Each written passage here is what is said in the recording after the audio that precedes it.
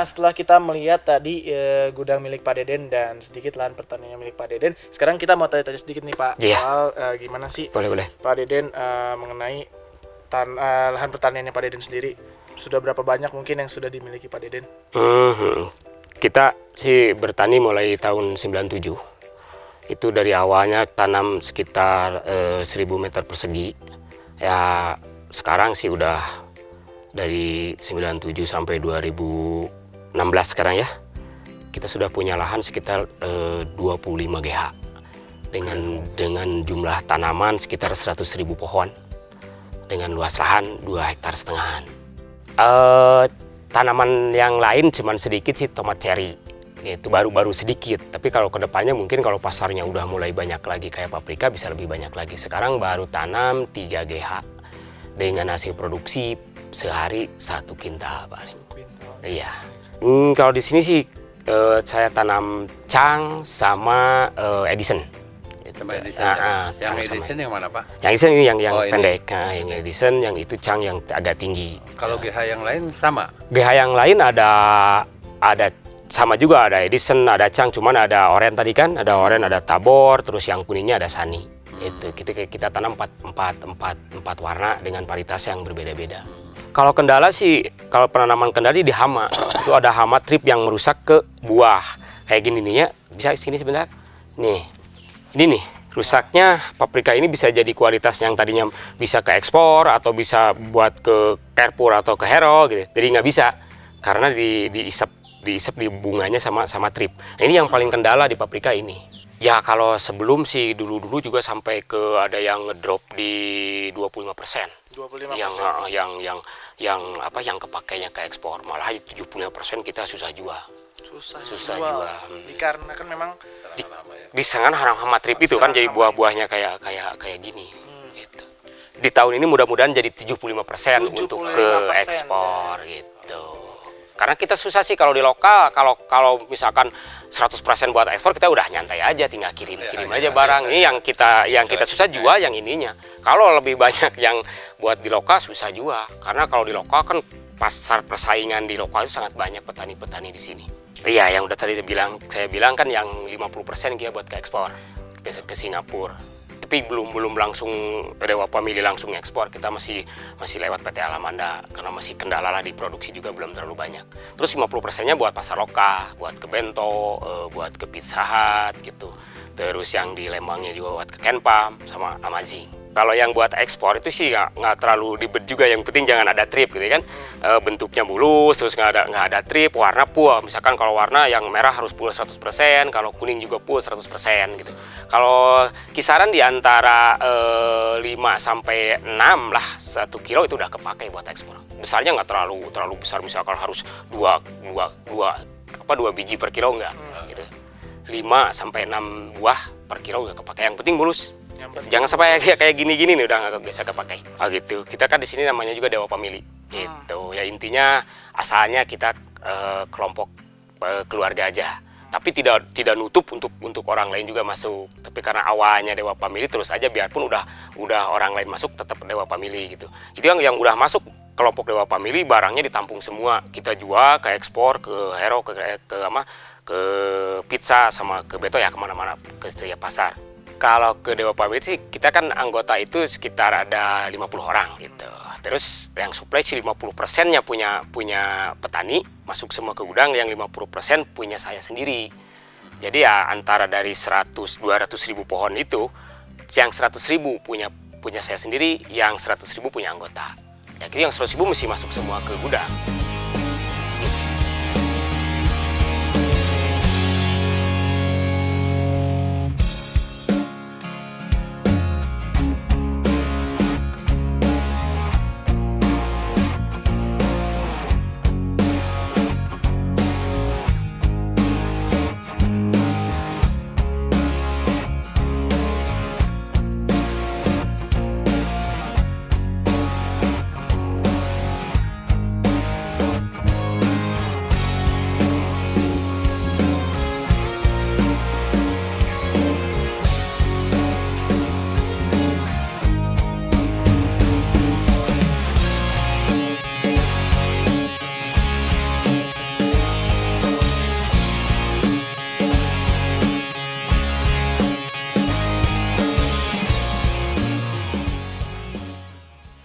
Nah ini dia nih, ketemu sama petani. Halo Pak, Ya, Waalaikumsalam. Mangga, silakan masuk Pak. Ini dengan Diki Pak. Selamat datang di Lembang Pak. Alhamdulillah. Nah ini dia nih petani yang inovatif ya Pak ya. Punya inovasi berbeda dari petani-petani lainnya. Nah mungkin kita mau ngobrol-ngobrol nih Pak. Enaknya di mana nih Pak?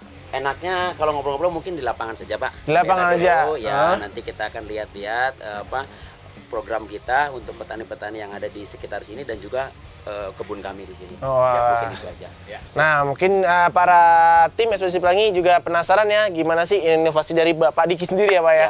Nah, jadi ikutin terus petualangan tim Ekspedisi Pelangi. Ayo, mari Pak. Ya. Oke, kami menanam tanaman-tanaman yang tanaman musim pendek, itu sejenis selada-seladaan. Saya mencoba untuk budidaya tanaman itu lebih ke arah ramah lingkungan. Satu, ramah lingkungan ini kita lebih cenderung kita penggunaan media tanam yang media tanam itu tidak menggunakan tanah Pak. Tidak menggunakan tanah, tapi menggunakan semacam media sabut kelapa. Kalau istilah unit untuk yang di luar negerinya disebut kokopit. Jadi sabut kelapa yang kita tanam di media di tempat kita Pak. Oh gitu. Kalau untuk kokopit ini sebetulnya ini bahan sampah Pak. Sampah. Ini sampah. Dasarnya? Dasarnya sampah Pak. Sampah dari penggunaan untuk fiber. Bahan fiber jok mobil Pak. Jadi dulu kami survei. Sebetulnya dulu itu kami pertama kali saya mencoba untuk menanam ini sekitar tahun 2000. Itu kami dapat dari impor Pak. Awalnya impor dari Eropa, impor ke Indonesia. Impor ke Indonesia itu sampai 5 tahun kita tes di sini, impor. Cuman kita berpikir kenapa kita bisa kan lokal gitu kan. Kita mencoba mencari alternatif, kita survei ke lahan-lahan, survei ke sentra-sentra kelapa di selatan-selatan, terutama pantai selatan Jawa Barat. Akhirnya saya menemukan sentra di sana itu kokopit. Jadi kokopit ini sampah dari serabut kelapa yang fibernya yang dikirim ke ekspor. Ini kami ada pegawai tetapnya cuma 3 orang Pak. Dengan area setengah hektar ini 3 orang. Kemudian yang borongan kami ada semacam kayak istilahnya bukan borongan harian lepas yang itu cuma 4 orang Pak. Jadi kami yang setengah hektar ini populasi polybag kami ada 60.000. 60.000 itu kalau 60.000 itu setara dengan kalau di hektar tanaman di konvensional itu setara dengan 3 hektar ya? 3 hektar ya. Karena 20.000 ya. Pasarnya ini memang karena kita itu menanam tanaman yang eksotis dalam tanda kutip, sayuran eksotis kalau nyebutnya sayuran eksotis. Jadi kita memang pasarnya tertentu. Pasar tertentu. Kami sekarang ada kerjasama ada di dua restoran besar di Bandung. Sementara ini di Bandung. Kami supply ke restoran Korea sama restoran Jepang. Jadi ada restoran Korea sama restoran Jepang yang kita supply setiap hari, nggak banyak kuantitinya, tapi rutin tiap hari. Ya minimal kita harus 50 sampai 100 kilo sayuran yang harus kita kirim per hari. Tidak ada libur. Tiap campur. Karena kita juga ada beberapa yang restoran itu hanya butuh, misalnya pakcoynya cuma 10 kilo, selada merahnya cuma 10 kilo. Jadi memang ada beragam lah campuran kita 10. Karena kita ada 10 item Pak. 10 item itu kita coba untuk 100 kilo per hari, jadi ada 10 kilo per hari kita panen. Jadi memang pasarnya adalah ke arah restoran kafe yang memang lebih spesial lah begitu.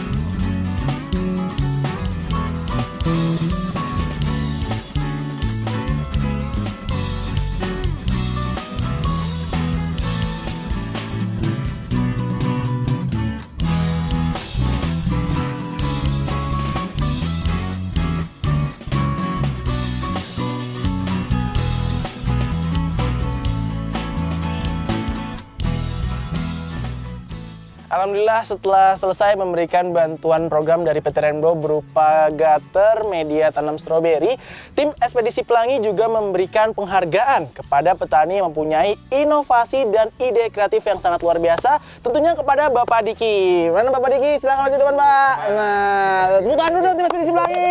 Pak Diki. Nah, penghargaan akan diberikan oleh Tante Nia, salah satu ketua tim Ekspedisi Pelangi. Oke. Bayar. Iya, Oke. sip. Iya. Senyum dulu Pak, ke kamera Pak. Iya. Nah, sekarang mungkin satu lagi. Oh, masih ada satu lagi. Mana penghargaannya? Nah, ini dia. Ya. Satu penghargaan yang akan diberikan oleh Bapak Rudi. Ya, oke. Terima kasih Pak. Terima kasih. Belum salaman sama Ibu tadi. Oh iya. Ya, belum salaman ya. Oke. Selamat Pak. Nah, Ya, Bapak terima sebelumnya kasih. mungkin bisa memberikan kesan dan pesan terhadap tim Ekspedisi Pelangi setelah memberikan penghargaan pada Bapak.